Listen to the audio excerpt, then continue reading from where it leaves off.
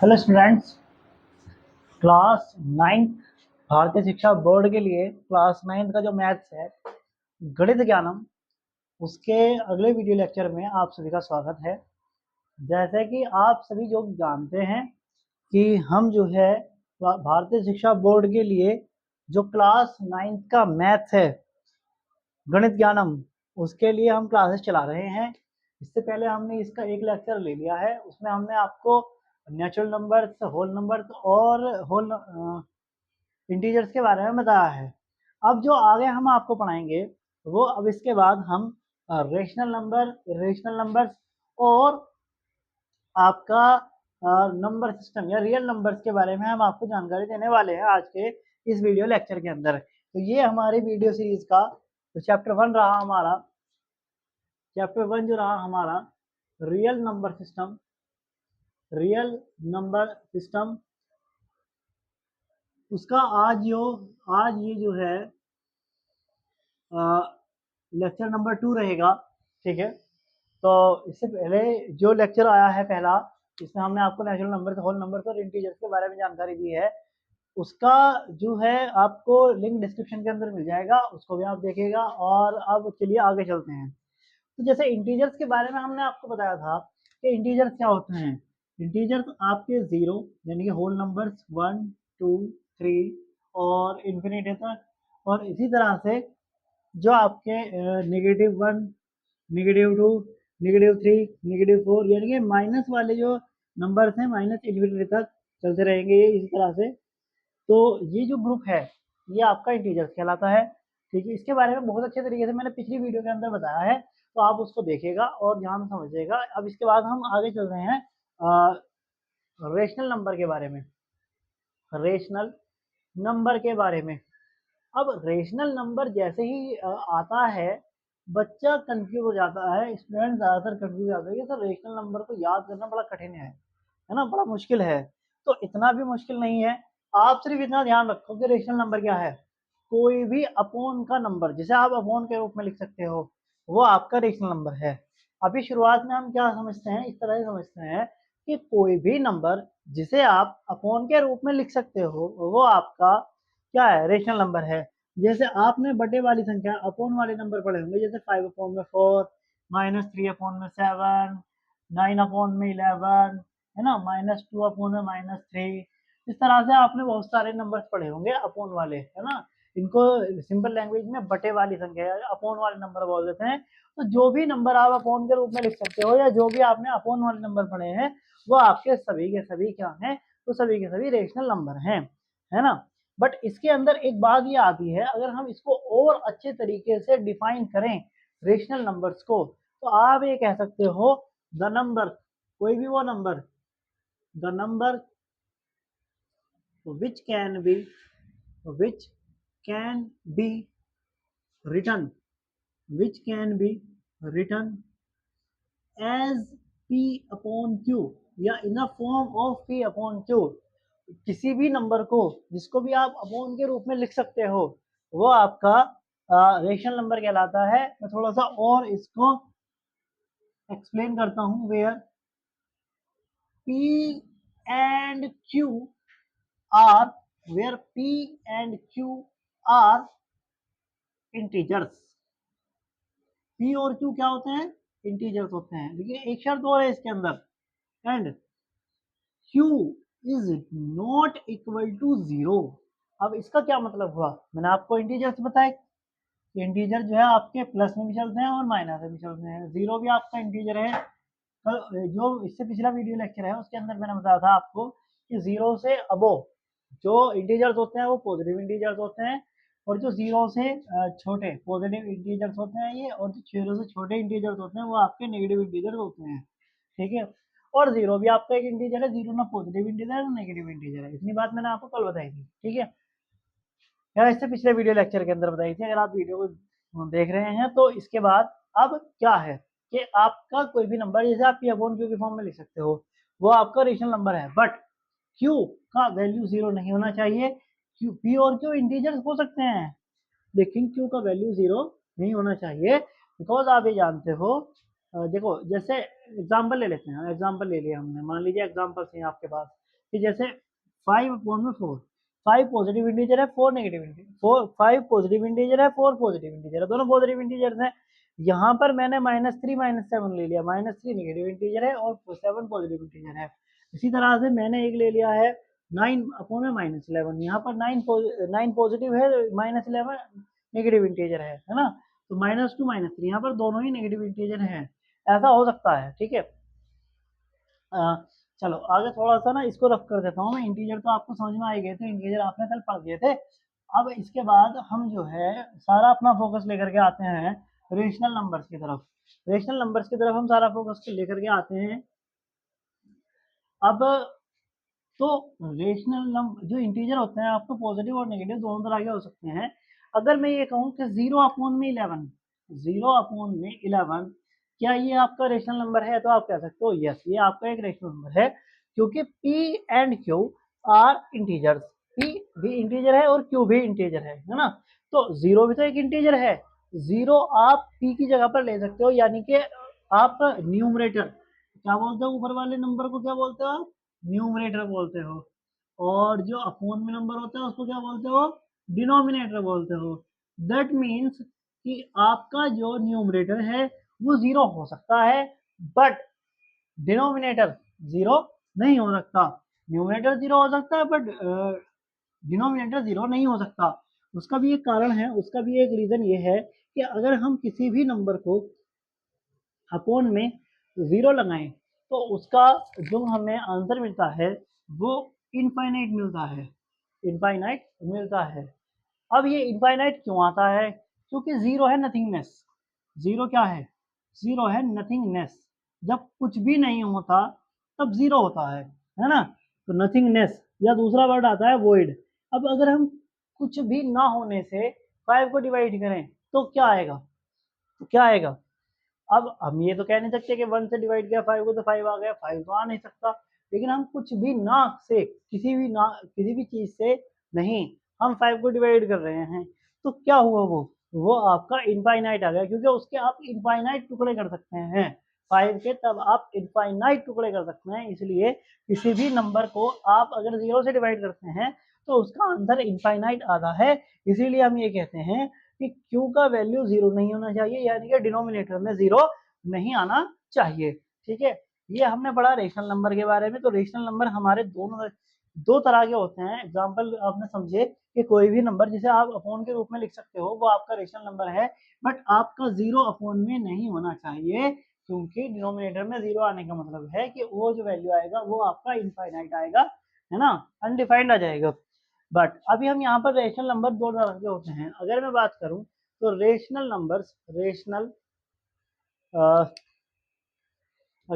Numbers की बात करी जाए तो रेशनल नंबर भी हमारे कितने टाइप के होते हैं, दो टाइप के होते हैं। तो मैं बात करता हूँ रेशनल नंबर्स की, है ना। यहाँ पर लिख देता हूँ उधर से थोड़ा सा बोर्ड, रेशनल नंबर्स। थोड़ा सा ना अभी अभी रुकिए, जरा जरा साफ कर देता हूँ इसको, है ना। तो रेशनल नंबर्स की बात कर रहे हैं हम, तो रेशनल नंबर पढ़ाएंगे आपको। Rational numbers are of two types, are of two types, है ना। तो आपने जाना कि रेशनल नंबर वो है जिसे आप पी अपॉन क्यू की फॉर्म में लिख सकते हो, और ऊपर जो होता है वो आपका न्यूमरेटर होता है, नीचे जो होता है आपका डिनोमिनेटर होता है ना। तो रेशनल नंबर आपके दो तरह के होते हैं, एक होते हैं आपके पॉजिटिव रेशनल नंबर, एक होते हैं positive rational number, rational numbers, है ना। और एक दूसरे होते हैं आपके negative negative rational negative rational rational numbers numbers, ठीक है। तो नेगेटिव रेशनल नंबर्स क्या होते हैं या पॉजिटिव रेशनल नंबर्स क्या होते हैं, एक बात समझिएगा।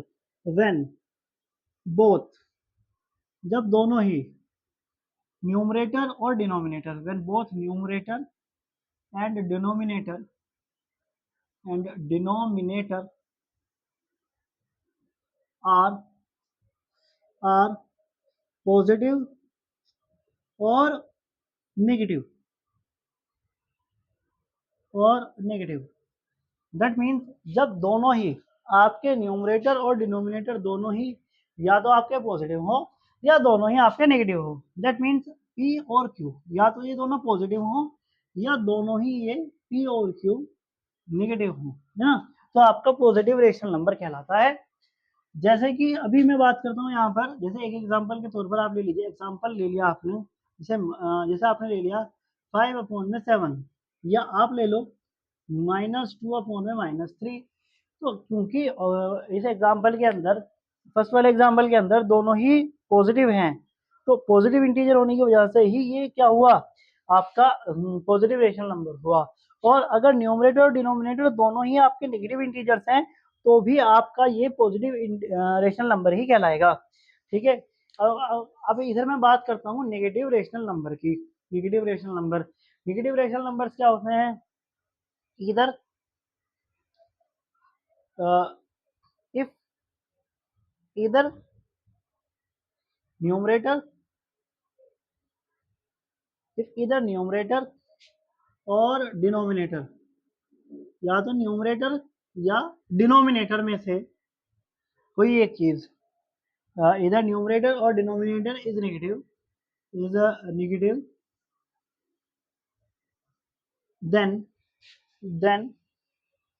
it is a negative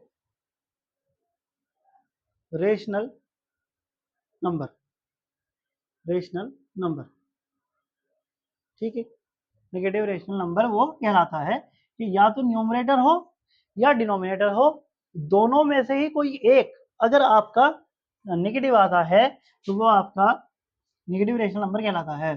जैसे मैं अगर बात करूं एक तरीके से ये बात करते हैं कि अगर चाहे पी और क्यू दोनों में से कोई एक माइनस में हो, दोनों में से कोई एक नेगेटिव हो, या तो आपका -p/q हो या आपका p/-q हो, तो आपका वो नेगेटिव रेशनल नंबर कहलाता है।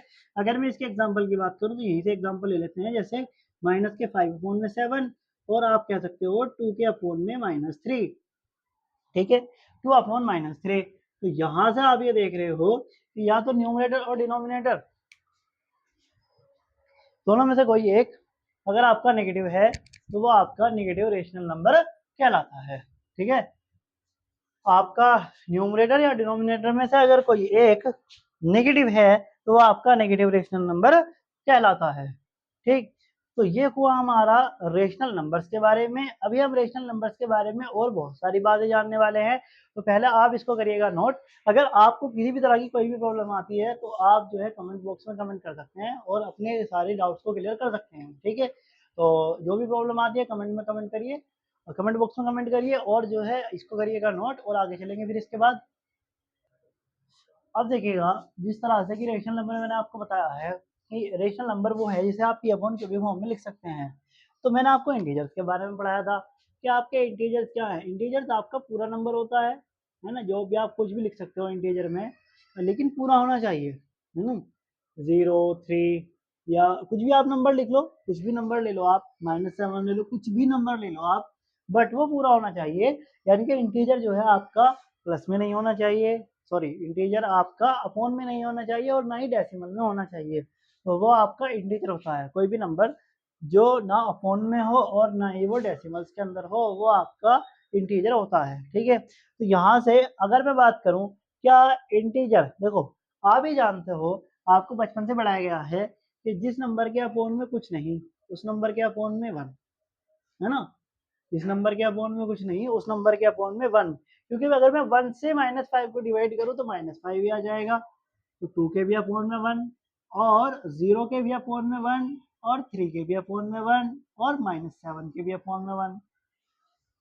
तो इससे हम क्या कह सकते हैं कि जितने भी मेरे इंटीजर्स हैं उन सभी को मैंने किस रूप में लिख लिया है, उस सभी को मैंने अपॉन के रूप में लिख लिया है, यानी p/q की फॉर्म में लिख लिया है। बात करूं जीरो की, तो जीरो को भी मैंने p/q की फॉर्म में लिख लिया, क्योंकि मैंने कहा कि डिनोमिनेटर जीरो नहीं होना चाहिए, where q is not equal to zero. Numerator हो सकता है जीरो, तो इसका मतलब क्या हुआ कि जितने भी इंटीजर्स हैं नॉट आप ये कह सकते हो कि every integer is a rational number. आप ये कह सकते हो कि every integer is a rational number, है ना। तो ये बात आप ध्यान रखें। क्या जीरो एक रेशनल नंबर है? Yes, zero is also a rational number because it can be written as 0.1, है ना। तो ये आपका जीरो भी एक रेशनल नंबर होता है और every integer is a rational number. Zero एक इंटीजर है तो जीरो भी एक रेशनल नंबर कहलाएगा। आगे सुनिएगा बात, but every rational number every rational number is a not an integer। लेकिन हर एक रेशनल नंबर एक इंटीजर नहीं हो सकता, क्योंकि इंटीजर के बारे में मैंने आपको पहले ही बताया था पिछले लेक्चर में कि भाई इंटीजर जो होता है पूरा होता है, या तो 5 है या 4 है, बीच का कोई मैटर नहीं है, ना पॉइंट का ना किसी चीज का। लेकिन अगर जैसे मैं एक ये रेशनल नंबर ले लेता हूँ 7/2, क्या ये एक रेशनल या क्या ये एक इंटीजर बन सकता है? तो बच्चों ये इंटीजर नहीं बन सकता, क्योंकि 2 3 जा 6 और 1 बचेगा, पॉइंट लगाओ, 0 बढ़ाओ, ये आ गया आपका 2 5 जा 10। तो इस तरह से 3.5। और मैंने कहा था कि इंटीजर कभी भी इसमें नहीं होता, पॉइंट्स में नहीं होता, है ना। पॉइंट्स में इंटीजर नहीं आ सकता। तो आपका हर एक रेशनल नंबर, देखो ये रेशनल नंबर है 7/2, क्योंकि इसको आप P/Q की फॉर्म में लिख सकते हो। बट क्या आप इसको एक इंटीजर बता सकते हो? नहीं, आप एक इसको इंटीजर नहीं बता सकते, ठीक है। तो इस तरह से आप ये कह सकते हो कि every integer is a rational number but every rational number is not an integer. Okay, I think आपको समझ में आया होगा, ठीक है। तो अभी इसके बाद हम आगे चलते हैं, इसकी तरफ हम चलते हैं इरेशनल नंबर्स की तरफ। हमने रेशनल नंबर पढ़े, हम पढ़ेंगे इरेशनल नंबर। अब रेशनल नंबर तो वो हैं जिनको आप P/Q की फॉर्म में लिख सकते हो, है ना। अब इरेशनल नंबर क्या है? इरेशनल नंबर है वो जिन्हें आप which can not be the numbers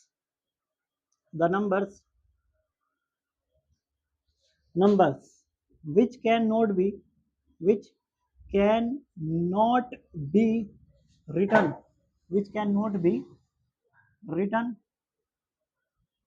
as P/Q, जिनको आप P/Q की फॉर्म में नहीं लिख सकते, वो कहलाते हैं आपके इरेशनल नंबर। अब आप ये ध्यान करिएगा कि इरेशनल नंबर कौन कौन होते हैं। मैं आपको थोड़ा सा आइडिया इसके अंदर दे देता हूँ, क्योंकि इसके बाद मैं इरेशनल नंबर के बारे में और ज़्यादा डिटेल में अगले लेक्चर में पढ़ाने वाला हूँ। बट अभी मैं आपको कुछ छोटे छोटे से एग्जाम्पल्स दूंगा और उसका एक छोटा सा रीजन भी मैं आपको बता दूंगा कि क्या रहेगा, लेकिन उसके बारे में डिटेल्ड में हम पढ़ेंगे अगले लेक्चर के अंदर, क्योंकि मुझे आज एक बहुत ही खास टॉपिक पढ़ाना है जो कि है concept of zero and its importance.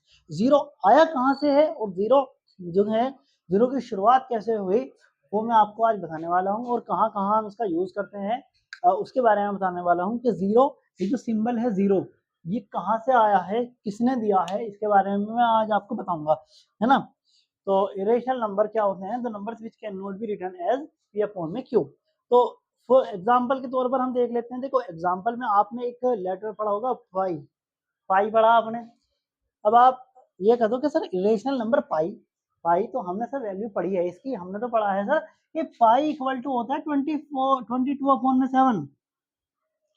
और पाई इक्वल टू अगर 22/7 है तो इसका मतलब ये रेशनल हुआ, क्योंकि ये P/Q की फॉर्म में लिखा हुआ है।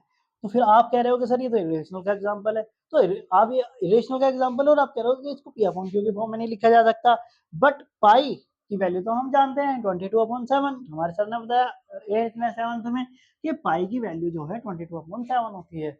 मुझे सर नहीं कहना चाहिए, मुझे टीचर कहना चाहिए, क्योंकि टीचर तो आपकी कॉमन जेंडर है ना। तो टीचर ने आपको बताया कि पाई 22/7 है ना होता है। बट मैं आपको ये बता दूं कि जो पाई का जो वैल्यू है वो रियल वैल्यू 3.1416 और आगे तक भी 50 डेसिमल डिजिट्स तक भी चलता है आगे तक।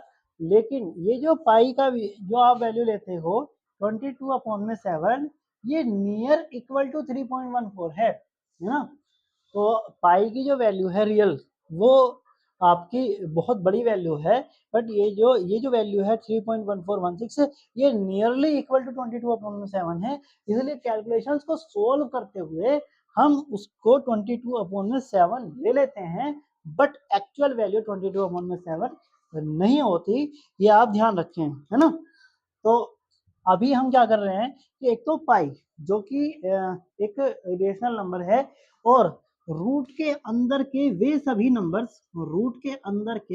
नंबर्स जिनका रूट में पेयर ना बनता हो, है ना, रूट के अंदर पेयर ना बनता हो, वो सभी आपके सभी इरेशनल नंबर कहलाएंगे। अब इरेशनल नंबर कहलाने का भी ये कारण है कि ये नहीं है इसका कारण कि इसके पेयर नहीं बनते हैं। इरेशनल नंबर कहलाने का कारण ये है कि जब आप इसका अंडर रूट फाइंड करते हो, स्क्वायर रूट फाइंड करते हो, तो वो जो आता है वो आता है आपका non repeating non occurring decimal expansion, sorry non repeating non occurring तो एक ही हो गया, ये आता है आपका non repeating non terminating decimal expansion, है ना, ना तो टर्मिनेट होता है और ना ही आपका रिपीट होता है, या non terminated non occurring decimal expansion इस तरह से बोलते हैं।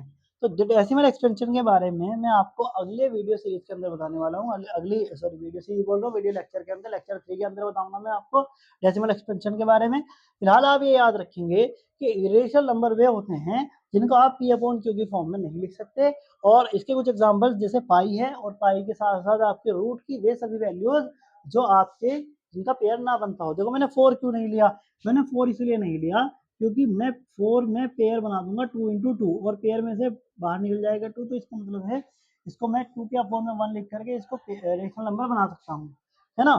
तो इसीलिए 4 को नहीं लिया गया। तो 4 तो एक रेशनल रूट 4 तो एक रेशनल नंबर है। मैं बार बार कह रहा हूँ कि रूट के अंदर के वे सभी नंबर्स रूट के अंदर जिनका पेयर ना बनता हो, क्योंकि मैं अगर 6 की बात करूँ तो 6 को मैं लूंगा 2 इंटू 3, तो ना तो मेरा 2 का पेयर बनेगा ना मेरा 3 का पेयर बनेगा। तो फिलहाल इतनी बात याद रखेंगे कि इरेशनल नंबर वे हैं जिन्हें आप पी अपॉन क्यू की फॉर्म में नहीं लिख सकते, और इनके कुछ एग्जांपल्स पाई है, पाई की एक रियल वैल्यू होती है, 22/7 इसकी रियल वैल्यू नहीं है ना, और रूट के अंदर की वैसे भी नंबर्स जो जिनका पेयर नहीं बनता, क्यों नहीं बनता और क्यों इनको इरेशनल कहते हैं, ये non non repeating decimal expansion होते हैं, इसलिए ये आपके इरेशनल नंबर कहलाते हैं। ठीक है, इनको आप पी अपॉन क्यू के फॉर्म में नहीं लिख सकते हो। ठीक है, डेसिमल एक्सपेंशन क्या होता है, repeating decimal expansion, non repeating decimal expansion, आपका टर्मिनेटिंग डेसिमल एक्सपेंशन, ये मैं आपको सभी कुछ बताने वाला हूँ अगले वीडियो लेक्चर में। इसको आप इतना नोट कर लेंगे, और आगे हम इसके बाद कॉन्सेप्ट ऑफ जीरो के बारे में बात करेंगे। यह एक छोटी सी बात और इसके अंदर मैं बता देता हूँ कि अब यहाँ पर नंबर सिस्टम या रियल नंबर सिस्टम क्या होते हैं, रियल नंबर्स क्या होते हैं, कि रियल नंबर्स आपके होते हैं कि ऑल जितने भी आपके सभी रेशनल हो इरेशनल हो, सभी नंबर्स आपके क्या कहलाएंगे, आपके रियल नंबर्स कहलाते हैं। एवरी एवरी हम कह देंगे कि एवरी रेशनल एंड इरेशनल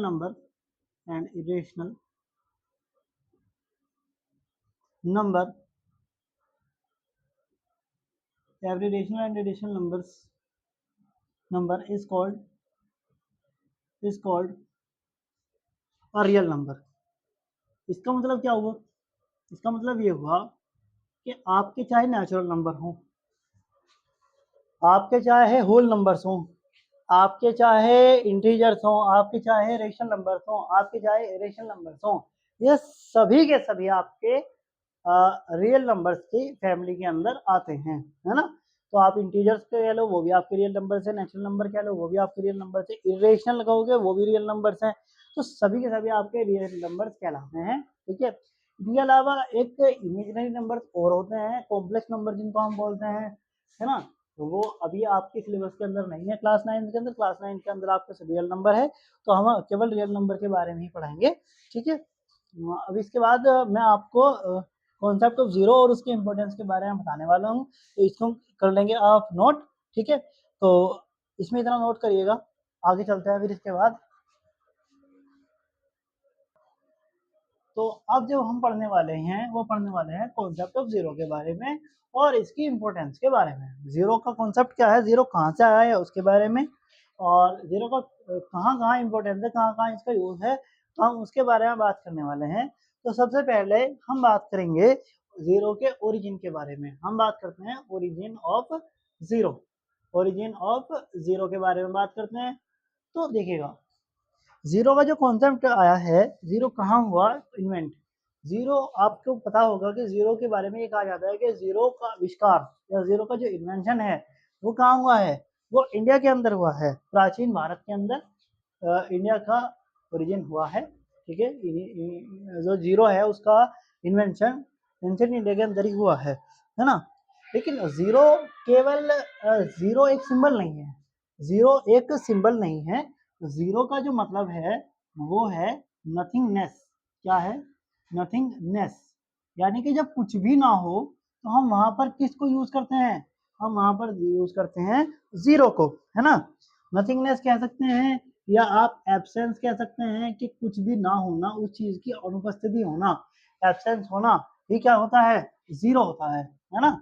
या आप कह सकते हो कि वॉइड, एक वर्ड आती है, एक वर्डिंग आती है वॉइड, वॉइड कह लो आप, नथिंगनेस कह लो आप, एब्सेंस कह लो, यानी कि कुछ ना होना भी आपका जीरो है। आपका एक दूसरा वर्डिंग आता है शून्य, वो है ना। तो मैं ओरिजिन ऑफ जीरो के बारे में लिख देता हूँ कि ओरिजिन ऑफ जीरो कहाँ से इन्वेंट हुआ। तो zero was invented, zero was invented, zero was invented in ancient India, in ancient India. Zero का इन्वेंशन कहाँ हुआ था, एंशिएंट इंडिया के अंदर हुआ था। और इसके बारे में अभी हम थोड़ा सा और डिटेल में जानेंगे। It is not only a symbol, ये केवल it is not just a number, ये केवल एक नंबर नहीं है। और नंबर, ये केवल एक नंबर नहीं है, but also, but also a symbol, ये एक सिंबल भी है किस चीज का, जो कि मैंने आपको बताया था, ऑफ नथिंगनेस। ये सिंबल ऑफ नथिंगनेस, नथिंगनेस, ये नथिंगनेस का सिंबल है या ये एब्सेंस का सिंबल है। जब कोई चीज वहां पर एब्सेंस हो, एब्सेंट हो, तो उसको भी हम क्या कहेंगे कि वहां पर वो जीरो है ना। मैंने कहा मेरे पास आम, आम हैं, किसी ने कहा कि कहाँ है दिखाइए, तो मैंने कहा मेरे पास आम हैं पर वो है नहीं मेरे पास, तो क्या कहेगा सामने वाला पर्सन, सामने वाला पर्सन कहेगा कि वहां पर जीरो आम है, जीरो मैंगो है ना। तो नथिंगनेस, कुछ ना होना, उसका एब्सेंस होना भी क्या है, जीरो है ना। ये एक सिंबल ही, ये एक सिंबल है, एक नंबर, नंबर ही नहीं, केवल एक जो आपका सिंबल ऑफ नथिंगनेस है। ठीक है, तो इसके बाद अब बात करेंगे हम इसका हिस्टोरिकल कंट्रीब्यूशन, यानी कि जीरो आया कहाँ से है, कैसे कैसे आया है, हिस्टोरिकल कंट्रीब्यूशन, कंट्रीब्यूशन, है ना। हिस्टोरिकल कंट्रीब्यूशन की बात करते हैं जीरो के। ठीक है, तो एंशियंट, जो आपके एंशियंट इंडियंस ने 300 टू 500 बीसी के अंदर, बिफोर क्राइस्ट, ईसापुर जिसे आप कहते हो, है ना, 300 टू 500 बीसीई, या इसको मैं दूसरे वर्ड से इस तरह से लिखते हैं क्योंकि ये बिफोर क्राइस्ट वाला टाइम है। तो 500 टू 300 बीसीई में ही इसको डेवलप कर लिया था, कॉन्सेप्ट के जीरो को, जीरो के कॉन्सेप्ट को सॉरी, जीरो के कॉन्सेप्ट को 500 टू 300 बीसीई में ही डेवलप्ड कर लिया गया था। यानी कि जो आपका जीरो का कॉन्सेप्ट, कॉन्सेप्ट डेवलप कब हुआ जीरो का, ये हुआ 500 टू 300 बीसीई के अंदर। ठीक है, अभी इसके बाद क्या है, देखो एक भारतीय मैथमेटिशियन कह लो आप, एक स्कॉलर कह लो आप, वो आपके थर्ड और जो सेकेंड सेंचुरी बीसीई है, मतलब ये कह लो आपके 300 से 200 बीसीई के बीच में आपकी एक बहुत ही Indian famous scholar, ancient Indian scholar, ancient Indian scholar कह लो आप मैथमेटिशियन कह लो, उनका नाम रहा, उनका नाम रहा आपका स्कॉलर या मैथमेटिशियन पिंगला, क्या नाम रहा? पिंगला, पिंगला, पिंगला, ठीक है, पिंगला। जो ये मैथमेटिशियन थे जिनका नाम था पिंगला, इन्होंने अपनी एक बहुत ही फेमस बुक लिखी जिसका नाम है, इनकी बुक का नाम है, इन्होंने बुक लिखी चंद्रहस, चंद्र शास्त्र। कौन सी बुक लिखी इन्होंने? इनका नाम था चंदा, देखो ये संस्कृत में वाला वर्ड है तो इस तरह से कुछ आ रहा है, चंदा शास्त्र। क्या क्या क्या नाम था इनकी बुक का? चंद्रा शास्त्र था। और इसी बुक को दूसरे शब्दों में हम पिंगला सूत्र, पिंगला सूत्र भी कहते हैं, पिंगला सूत्र भी कहते हैं। तो सबसे पहले जो जीरो को वर्डिंग कही, देखो कॉन्सेप्ट तो पहले ही डेवलप हो गया था 500 से 300 BCE के अंदर, है ना, कॉन्सेप्ट डेवलप हो गया था। बट शून्य वर्ड जो कहा गया है, ये नथिंगनेस को जो आपने कहा कि इसको कुछ वर्डिंग दी जाए, तो वो इस पिंगला सूत्र के अंदर पिंगला नाम के मैथमेटिशियन ने दिया था और उन्होंने इसको रेफर किया था। इस बुक के अंदर नथिंगनेस का हमें एक वर्डिंग मिलता है जो कि है शून्य, शून्य के बारे में इन्होंने बताया। फिर आगे चलने के बाद इन्होंने बताया, इसके बाद आगे चलने के बाद जो है आपका 628 CE, यानी कि BCE का टाइम पीछे चला गया तो 628 CE में ब्रह्मगुप्त, कौन?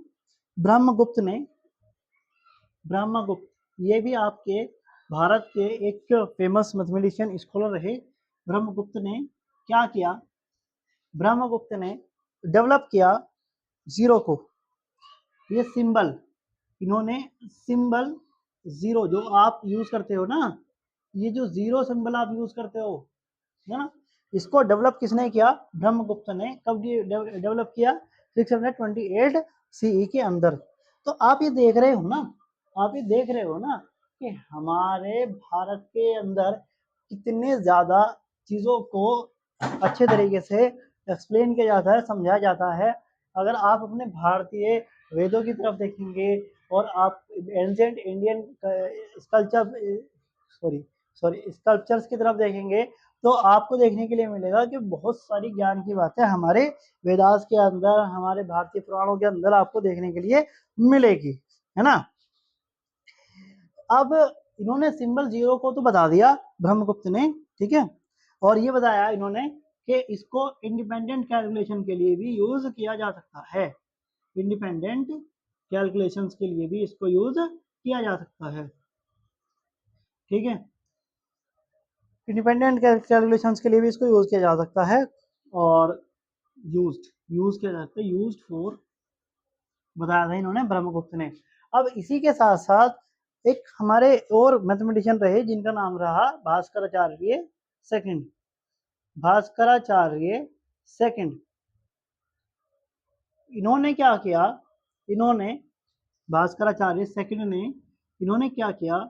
इन्होंने शून्य के बारे में, जीरो को मैथ्स के अंदर किस किस तरह से यूज करना है, उसकी प्रॉपर्टीज ऑफ जीरो के बारे में बताया। मैथमेटिक्स के अंदर, मैथ्स के अंदर कितना ज्यादा जीरो को कहाँ कहाँ कैसे यूज किया जा सकता है, वो भास्कराचार्य सेकंड ने बताया था, ठीक है, भास्कराचार्य सेकंड ने बताया था। अब प्रॉपर्टीज ऑफ जीरो को आप जानते हो कि कैसे, सच एज एडिशन, कि प्रॉपर्टी जीरो का सच एज कौन कौन सी बताई? एडिशन के बारे में बताया और सब्ट्रैक्शन के बारे में बताया। यानी कि उन्होंने ये बताया कि जीरो को जब आप किसी चीज के अंदर ऐड करते हो और जीरो में से जब किसी चीज को आप सब्ट्रैक्ट करते हो, सॉरी जीरो को जब किसी नंबर से आप सब्ट्रैक्ट कर देते हो तो उस नंबर पर कोई भी प्रभाव, कोई भी इफेक्ट नहीं पड़ता। जैसे फॉर एग्जांपल आपके पास 5 मैंगोज थे, 5 मैंगोज थे, आपने जीरो किसी दूसरे को दे दिए तो आपके पास कितने बचे? आपके पास 5 मैंगोज ही बचे। तो इस चीजों के बारे में जानकारी देने वाले कौन रहे? भास्कराचार्य सेकंड रहे। तो अभी तक की हमारी बात क्या समझ में आई? अभी तक हमने ये पढ़ा कि जो हमारा ये है कि ancient Indian sorry 500 to 300 BCE के अंदर ही जीरो का कॉन्सेप्ट डेवलप हो गया था, बट 300 to 200 बीसीई यानी कि third to second century BCE में एंशियंट इंडियन स्कॉलर ये मैथमेटिशियन पिंगला ने चंद्रशास्त्र, जिसको दूसरा नाम पिंगला सूत्र भी है, इस बुक के अंदर उन्होंने पहली बार शून्य वर्ड का यूज किया, है ना। और इसी तरह आगे चलते हुए जो ब्रह्मगुप्त हैं, जो हमारे भारत के बहुत फेमस मैथमेटिशियन रहे, जो आपकी बुक्स हैं ब्रह्मगुप्त सूत्र भी रहते हैं इसके अंदर, है ना। तो उन चीज़ों के बारे में 628 सीए में इन्होंने सिंबल दिया जीरो। ये जो आप सिंबल यूज करते हैं ना जीरो, इसको दिया किसने? इन्होंने दिया, ब्रह्मगुप्त ने दिया। और इसका यूज इन्होंने ये बताया कि इसका यूज हम इंडिपेंडेंट कैलकुलेशंस के लिए भी कर सकते हैं। भास्कराचार्य सेकंड ने इनके बारे में, प्रॉपर्टीज ऑफ जीरो के बारे में और हमें चीजों को बताया, जैसे कि एडिशन क्या होता है, सब्ट्रैक्शन क्या होता है ना, इस तरह की बातें हमारी किसने बताई? भास्कराचार्य सेकंड ने बताई। अब बात करेंगे इसके अगर मैं बात करूं तो बात करेंगे हम इसके इम्पोर्टेंस की। तो ये सारा का सारा रहा कॉन्सेप्ट ऑफ जीरो। जीरो का ओरिजिन कहाँ से हुआ, ये शून्य वर्ड कहाँ से आया है, जीरो का मीनिंग क्या है, नथिंगनेस है ना, और जीरो का सिंबल किसने दिया है, जीरो की प्रॉपर्टीज को किसने बताया है ना। तो ये सब रहा इस चीजों के बारे में। अगर मैं इंपॉर्टेंस की बात करूं, जीरो के इंपॉर्टेंस की बात करूं, अगर मैं इंपॉर्टेंस की बात करूं तो अगर जीरो ना होता तो हमें डेसिमल नंबर सिस्टम का पता ना चलता, जो कि 10 से आगे चलता है। डेसिमल नंबर सिस्टम के बारे में पता नहीं चलता, है ना, और कॉम्प्लेक्स नंबर के बारे में भी हमें ना पता चलता, है ना। इससे जीरो के डिस्कवरी से या जीरो के इन्वेंशन से हमें बहुत सारी चीज़ों के बारे में पता चला है। डेसिमल सिस्टम के बारे में पता चला है, कॉम्प्लेक्स कैलकुलेशन हुई है, जैसे कि बाइनरी नंबर सिस्टम कंप्यूटर के अंदर आप जानते हो, binary number system, binary system जानते हैं ना, जीरो और वन। कंप्यूटर के अंदर दो ही लैंग्वेज चलती हैं, दो ही डिजिट चलते हैं, जीरो और one, zero of one on, है ना। ये सभी के सभी कंप्यूटर ऑपरेशंस के लिए बहुत ज़्यादा इंपॉर्टेंट होते हैं। और बाकी आपके जितने भी आज के टाइम में आप जितने भी आप अपने आसपास ऑपरेटर्स देखते हो, इलेक्ट्रिकल, है ना, इलेक्ट्रिकल ऑपरेटर्स देखते हो, जो भी देख रहे हो आप, जितने भी देखे, ये बोर्ड है, ये मेरा एक बोर्ड है, इसको कितनी मेजरमेंट रखनी है या कितनी वो रखनी है, ये सभी के सभी जीरो से ही संभव हो पाया है, क्योंकि जीरो से ही हमारा डेसिमल का कॉन्सेप्ट आया, पॉइंट का कॉन्सेप्ट आया। तो अगर जीरो के बारे में ना पता चलता तो जीरो से बहुत सारे चीज़ों के बारे में ना ही पता चल पाता हमें, अगर जीरो की डिस्कवरी ना होती, है ना। तो आज के लिए हमारे पास इतना ही रहेगा, ठीक है। अगर आप अपनी देखिए, मैंने आपको ये बहुत सारी बातें बहुत ही शॉर्ट में चीज़ों को बताया है। अगर आप अपनी बुक जो गणित ज्ञानम है उसके पेज नंबर 2 पर अगर आप देखते हैं तो the concept of zero and its importance के बारे में सब कुछ लिखा हुआ है, ठीक है। तो अगर आप इसको पढ़ेंगे तो आपको इसमें बहुत अच्छी अच्छी चीज़ों के बारे में पता चलेगा, ठीक है। तो आप इस बुक को ज़्यादा से ज़्यादा पढ़िए, है ना। ब्रह्मगुप्त सेकंड ने ही हमें ये बताया था कि जीरो को जब हम किसी नंबर के अंदर ऐड करते हैं या जीरो को किसी नंबर से हम सब्ट्रैक्ट करते हैं तो उसका उस नंबर पर कोई भी प्रभाव, कोई भी इफेक्ट नहीं पड़ता है ना। तो इस तरह से इन चीज़ों के बारे में आप समझिएगा। और आज के लिए हमारी क्लास के अंदर इतना ही रहेगा। इसके बाद मैं आपको एक्सरसाइज के कुछ क्वेश्चंस कराऊंगा, जैसे कि हमारे पेज नंबर, अगर हम इसके बारे में और भी थोड़ा सा पढ़ेंगे, स्प्रेड ऑफ भारतीय मैथमेटिकल कॉन्सेप्ट वेस्टवर्ड, कि वेस्ट के अंदर भारतीय मैथमेटिकल कॉन्सेप्ट किस तरीके से डेवलप हुए हैं। आप भी सुनते हैं ना कि इतने साइंटिस्ट वहाँ पर हैं, अमेरिका के अंदर इतने साइंटिस्ट हैं, ब्रिटेन के अंदर इतने साइंटिस्ट हैं, ये अलग अलग स्कॉटिश साइंटिस्ट हैं। तो वो सभी के सभी जो कॉन्सेप्ट स्टार्ट हुए हैं, वो मैथ्स जब तक नहीं पता चला किसी को तो नहीं कर सकता, तो कोई भी किसी भी चीज़ की डिस्कवरी, तो उसका अदर कंट्रीज के अंदर भारत से निकल कर अदर कंट्रीज तक किस तरीके से मैथ्स पहुंचा है, उसके बारे में हम आपको अगले लेक्चर में बताएंगे। और इसी के साथ साथ हम आपको जो मैंने बताया था आपको कि डेसिमल नंबर जो होता है ना, terminating decimal, non terminating decimal, उसके बारे में मैं अगली वाली क्लास में आपको बताने वाला हूँ। और आज के लिए केवल इतना ही रहने देंगे, और चलिए मिलते हैं आपसे अगली वीडियो में। इस वीडियो को ज़्यादा से ज़्यादा शेयर करिए, चैनल को सब्सक्राइब करिए, वीडियो को लाइक करिए और सभी को बता दीजिए कि इस चैनल पर रस्ट ई क्लासेस आपका चैनल है, उसमें भारतीय शिक्षा बोर्ड की क्लासेस चल रही हैं। ठीक है, तो आज के लिए इतने रहने देंगे, मिलते हैं आपसे नेक्स्ट वीडियो में। जय हिंद, वंदे मातरम।